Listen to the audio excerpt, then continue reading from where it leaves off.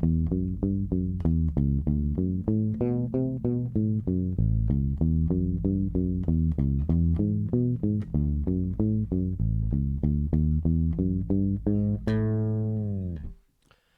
back, guys.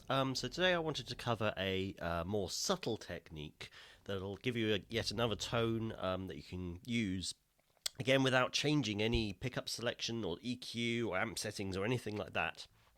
And that's using your thumb to pluck the strings instead of your fingertips. Now this has quite a radical change of tone to the notes that you play, mostly because the pad of your thumb is a lot larger than your fingertips, but it's also a lot softer. So where you're plucking with your fingertips, it's hitting against a harder callus in the end. Plucking with the softer pad of the thumb gives you a more rounded, warm bass note with a bit more sort of a subtle attack. Now, this is sort of a really early technique that was used on bass, and you'll see some vintage style basses that have like a bar underneath the strings, and that was originally intended. It's called a tug bar by some, or a finger rest, or whatever you wanted to call it.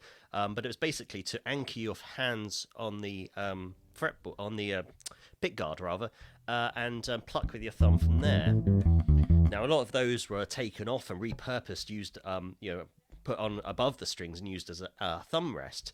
But the principle is sort of sound. You don't need one of those bars there. You can anchor either on the bottom of the pickup or just hold yourself on the pick guard with your fingers.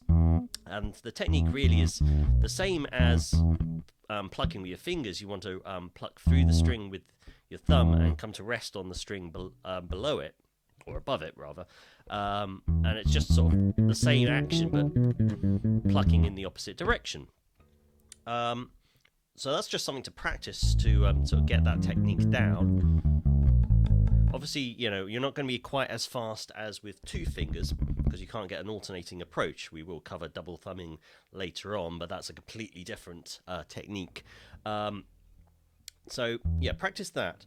Also, something I wanted to cover with this technique was palm muting on the bridge. Now this works really well when you're playing with a pick as well, but using it with your thumb can get you a sort of tone akin to like an upright bass player.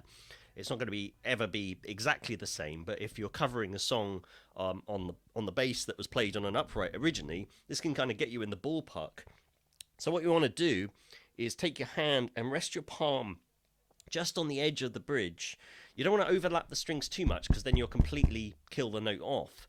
But if you put them just so they're overlapping the end of the strings, when you pluck, it's kind of got a more muted approach and a much shorter note length, so it'll kind of die off quicker. But using that with the thumb technique,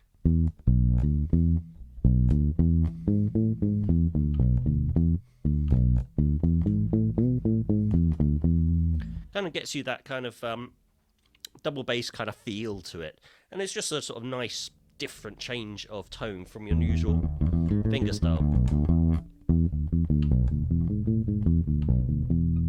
So it's something to work on, and it's another technique to have in the bag, and all these techniques are really useful to have, so especially when you're covering songs. If you're writing your own original stuff, then you can kind of play in whichever way feels right to you. If you're covering songs, a lot of the time you want to try and get maybe not absolutely the same as the original, but in the same sort of ballpark. You want to get the same feel as them.